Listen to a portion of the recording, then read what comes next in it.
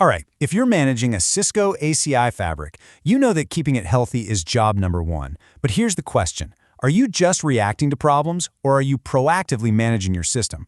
The real difference comes down to mastering ACI's core monitoring tools. We're talking faults, events, and logs. So let's break down exactly how you can use these to understand what your fabric is trying to tell you. First, we'll cover the three main pillars of ACI monitoring.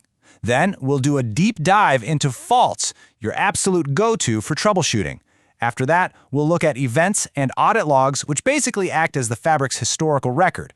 We'll then see how all of that rolls up into the overall health score. And finally, we'll tie it all together with a simple, proactive toolkit you can start using right away. You know, to really get a handle on your fabric's health, you first need to understand the language it uses to talk to you. ACI's entire health and logging system is built on three fundamental types of objects. Getting these right is absolutely the key to running your fabric smoothly and efficiently.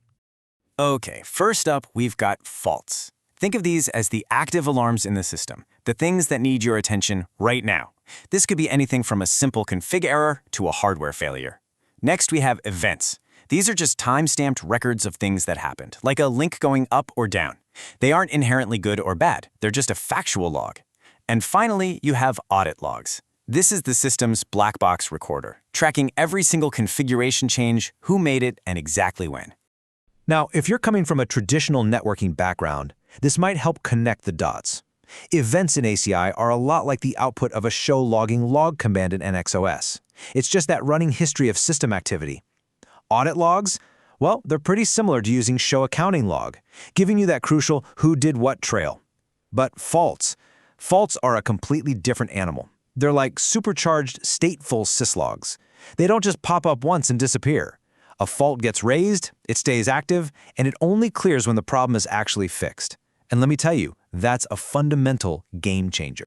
So, this brings us to what is, without a doubt, the most important component in ACI monitoring. Seriously, if you only master one thing from this explainer, make it faults. They are your number one most powerful tool for troubleshooting day-to-day issues and keeping your fabric in top shape. You hear this all the time in the ACI world. Fault is your friend. And it is 100% true. You really have to shift your mindset away from fearing error messages and start seeing them as your best guide. The system is literally trying to tell you what's wrong. A non-negotiable best practice is to always check for faults immediately after you make any change. Big or small, it doesn't matter. It's the fastest way to know if you did it right. Let's look at a practical example of why this is so huge. In the old NXOS world, if you tried to put a VLAN that doesn't exist on a trunk port, well, it would probably just fail silently. Traffic wouldn't pass, sure, but the switch isn't going to scream at you about it. You'd have to know which show commands to run to figure it out. In ACI, that exact same mistake immediately raises a fault, F0467, invalid VLAN, and points you right to the exact EPGN port with the problem. The system doesn't make you hunt, it brings the problem right to your doorstep. So faults actually come in two flavors. You have the fault.inst, which is the original instance of the fault. It's created right on the component that has the issue. But what if that component is buried deep in the config somewhere? To make sure you don't miss it, ACI creates a fault delegate, basically a copy, and it sticks that copy on something more visible, like the tenant or even the system dashboard. It's a really smart way to make sure that critical issues always bubble up to the surface. Okay, let's jump into the APIC GUI to see this in action. If you go to System, then Faults, you'll land on this centralized dashboard. This is your command center for every active issue across the entire fabric. You can see everything here, the severity, so you can prioritize, when the fault was created, and most importantly, a direct link to the specific object that's having the problem.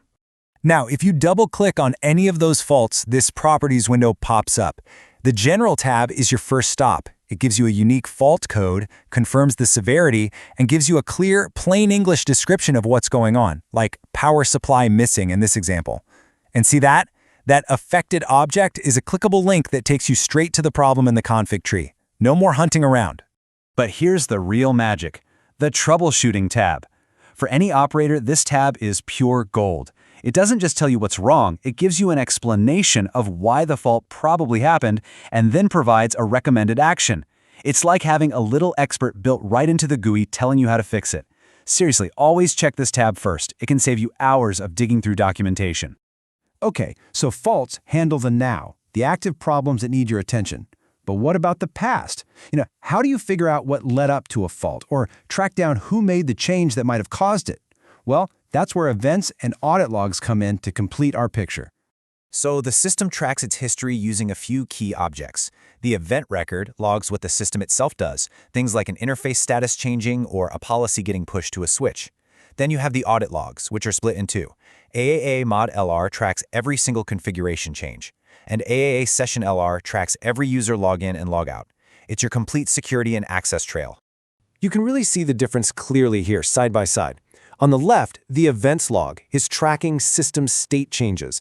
These are things the Fabric does. For example, you see an event for a port going down. Now look at the right. The audit log records the user action itself, the admin user modifying an object. One log tracks what the system did, the other tracks what a human did. When you're troubleshooting, you use them together. You see a fault, you check the events to see what system changes happened around that time, then you check the audit log to see what user action might have kicked the whole thing off. So now that we understand the individual building blocks, the faults, the events, the logs, let's zoom out. In a big Fabric, you could have thousands of objects. How do you get a quick, at-a-glance idea of how everything's doing without getting totally lost in the weeds? The answer is the health score. The health score is a beautifully simple idea. It's a single number, from 0 to 100, that represents the health of any object in the Fabric, a tenant, a leaf switch, even a single port.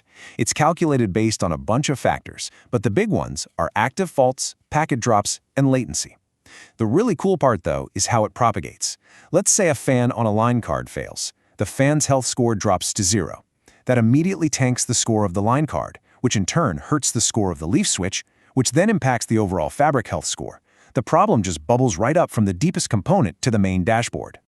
And here in the APIC, the System Health Dashboard shows you this score as a clear graph over time. A healthy, happy system should be a nice flat line right up near 100. Any dip in that line is an instant visual cue that something, somewhere, needs your attention. It lets you spot a problem brewing before it turns into a major outage. Think of it as your Fabric's early warning system. Okay, we've covered a lot. We've got faults for what's happening now, events and logs for the history, and the health score for that high-level view. So how do we combine all of these into a smart, daily, proactive management strategy? Well, it's actually a really straightforward process that can totally change how you operate your Fabric. Here's a simple 3-step workflow. Step 1, make it a daily habit to check the System Health Dashboard. You're looking for that nice, stable line. See any weird dips? Step 2, if the score drops, your very next click should be over to the faults page. Find out what new issues just popped up. And step 3, once you've got your fault, use the events and audit logs to rewind the tape. See what system events and user changes happened right before that fault appeared. This simple loop, from health score to faults to logs, is how you move from just reacting to problems to truly understanding the health trends of your system. By treating faults as your friends and using that health score as your guide, you can totally shift from fighting fires to preventing them in the first place. This isn't just about fixing what's broken, it's about building a network that's more resilient and predictable. So the question I'll leave you with is this: how are you going to use this proactive workflow to make your own Fabric even more reliable?